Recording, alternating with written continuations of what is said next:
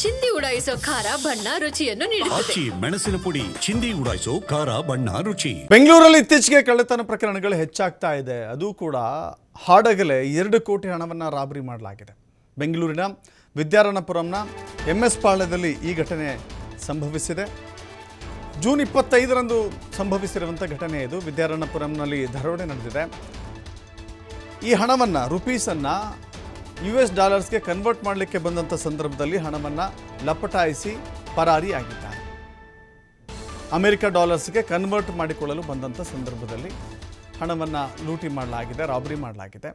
2 ಕೋಟಿ ಹಣವನ್ನು ರಾಬರಿ ಮಾಡಲಾಗಿದೆ. ವಿದ್ಯಾರಣ್ಯಪುರಂನಲ್ಲಿರುವಂಥ MS ಪಾಳ್ಯದಲ್ಲಿ ಈ ಘಟನೆ ಸಂಭವಿಸಿದೆ. ಜೂನ್ 25ರಂದು ವಿದ್ಯಾರಣ್ಯಪುರಂನಲ್ಲಿ ಈ ದರೋಡೆ ನಡೆದಿದೆ.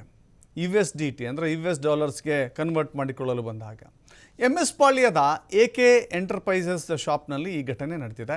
ಕೆಂಗೇರಿಯ ಶ್ರೀಹರ್ಷ ಹಣ ಕಳೆದುಕೊಂಡಿರುವಂಥ ವ್ಯಕ್ತಿ. ವಿದ್ಯಾರಣ್ಯಪುರಂ ಪೊಲೀಸ್ ಠಾಣೆಯಲ್ಲಿ ಪ್ರಕರಣ ದಾಖಲಾಗಿದೆ. ನೋಡಿ, 2 ಕೋಟಿ ಹಣವನ್ನು ಹೇಗೆ ಸಾಗಿಸಿದ್ರು? 2 ಕೋಟಿ ಹಣ ಸಾಗಿಸಲಿಕ್ಕೆ ಅವಕಾಶ ಇದೆಯಾ ಕಾನೂನಿನಲ್ಲಿ? 2 ಲಕ್ಷಕ್ಕಿಂತ ಅಧಿಕ ಹಣವನ್ನು ಸಾಗಿಸಲಿಕ್ಕೆ, ಕ್ಯಾಶನ್ನು ಸಾಗಿಸಲಿಕ್ಕೆ ಅವಕಾಶ ಇಲ್ಲ. ಬಟ್ ಇಲ್ಲಿ ಬೇರೆ ರೀತಿಯಲ್ಲಿದೆ. ಶ್ರೀಹರ್ಷ ಹೊಸ ಕಂಪನಿಗೆ ಜಪಾನ್ನಿಂದ ಯಂತ್ರದ ಅಗತ್ಯತೆ ಇತ್ತು. ಹೀಗಾಗಿ ಯಂತ್ರವನ್ನು ಖರೀದಿ ಮಾಡಲೇಬೇಕು ಅಂತ ಹೇಳಿದ್ರೆ ರುಪೀಸಲ್ಲಿ ಕೊಟ್ಟು ಖರೀದಿ ಮಾಡಲಿಕ್ಕೆ ಆಗೋದಿಲ್ಲ, ರೂಪಾಯಿಗಳಲ್ಲಿ ಕೊಟ್ಟು ಖರೀದಿ ಮಾಡಲಿಕ್ಕೆ ಸಾಧ್ಯವಾಗೋದಿಲ್ಲ. ಹೀಗಾಗಿ ರೂಪಾಯಿಯನ್ನು US ಡಾಲರ್ಸ್ಗೆ ಕನ್ವರ್ಟ್ ಮಾಡಲಿಕ್ಕೆ ಅಂತ ಹೇಳಿ 2 ಕೋಟಿ ಹಣವನ್ನು ತೆಗೆದುಕೊಂಡು ಹೋಗಿದ್ರು. ಈ ವೇಳೆ ಸ್ನೇಹಿತರ ಮೂಲಕ ಬೆಂಜಮಿನ್ ಹರ್ಷ ಎಂಬಾತ ಪರಿಚಯ ಆಗಿದ್ದ. ಜೂನ್ 25ರಂದು ಮಧ್ಯಾಹ್ನ 3 ಗಂಟೆಗೆ ಬೆಂಜಮಿನ್ ಮತ್ತು ಹರ್ಷ ಇಬ್ಬರು ಕೂಡ ಭೇಟಿಯಾಗಿದ್ದರು. MS ಪಾಳ್ಯದ AK ಎಂಟರ್ಪ್ರೈಸಸ್, ನಾವೇನು ತೋರಿಸ್ತಾ ಇದ್ದೀವಿ ಇದೇ AK ಎಂಟರ್ಪ್ರೈಸಸ್, ಇಲ್ಲಿ ಭೇಟಿಯಾಗಿದ್ದರು.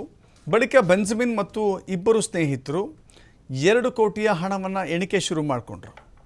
ದುಷ್ಕರ್ಮಿಗಳು ಆ ಸಂದರ್ಭದಲ್ಲಿ ಒಂದು 6ರಿಂದ 7 ಜನ ನೇರವಾಗಿ ಎಂಟ್ರಿ ಕೊಟ್ಟರು. ದುಷ್ಕರ್ಮಿಗಳು ಚಾಕುವಿನಿಂದ ಶ್ರೀಹರ್ಷ ಮೇಲೆ ಹಲ್ಲೆ ಮಾಡಿದ್ದಾರೆ. ಕುತ್ತಿಗೆಗೆ ಚಾಕು ಇಟ್ಟು 2 ಕೋಟಿ ಹಣವನ್ನು ಚೀಲಕ್ಕೆ ತುಂಬಿಕೊಂಡು ಪರಾರಿಯಾಗಿದ್ದಾರೆ. ಅದೇ ಶಾಪ್ನಲ್ಲಿ ಶ್ರೀಹರ್ಷ, ಬೆಂಜಮಿನ್ ಹಾಗೂ ಸ್ನೇಹಿತರನ್ನು ಕೂಡಿ ಹಾಕಿ ಅಲ್ಲಿಂದ ಪರಾರಿಯಾಗಿದ್ದಾರೆ. ಶಾಪ್ನಿಂದ ಹೊರಬಂದಾಗ ಬೆಂಜಮಿನ್ ಮತ್ತು ಸ್ನೇಹಿತರು ಓಡಿ ಹೋಗಿದ್ದಾರೆ. ಘಟನೆಯ ಬಗ್ಗೆ ವಿದ್ಯಾರಣ್ಯಪುರ ಪೊಲೀಸರು ಪ್ರಕರಣವನ್ನು ದಾಖಲು ಮಾಡಿಕೊಂಡಿದ್ದಾರೆ. ಶ್ರೀಹರ್ಷ ದೂರು ಕೊಟ್ಟಿದ್ದಾರೆ.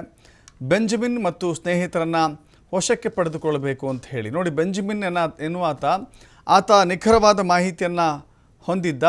ಈ ಹಣವನ್ನು ಲಪಟಾಯಿಸಲಿಕ್ಕೆ ಆತನೇ ಈ ಡಕಾಯಿತರನ್ನು ಕರೆದಿದ್ದ ಅಂತ ಅಲ್ಲಿ ಮೇಲ್ನೋಟಕ್ಕೆ ಗೊತ್ತಾಗ್ತಾ ಇದೆ. ಮತ್ತಷ್ಟು ಮಾಹಿತಿ ನಮ್ಮ ಪ್ರತಿನಿಧಿ ಸಂತೋಷ್ ನೀಡ್ತಾರೆ. ಸಂತೋಷ, ಹೀಗೆ ಹಣವನ್ನು 2 ಕೋಟಿ ಹಣವನ್ನು ತೆಗೆದುಕೊಂಡು ಹೋಗಲಿಕ್ಕೆ ಕಾನೂನಿನಲ್ಲಿ ಅವಕಾಶ ಇಲ್ಲ, ಆದರೂ ಕೂಡ ಇವರು ತೆಗೆದುಕೊಂಡು ಬಂದಿದ್ದಾರೆ.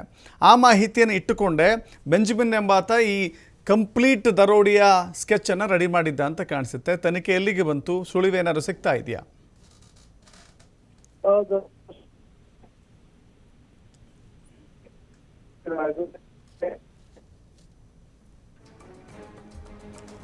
ಓಕೆ,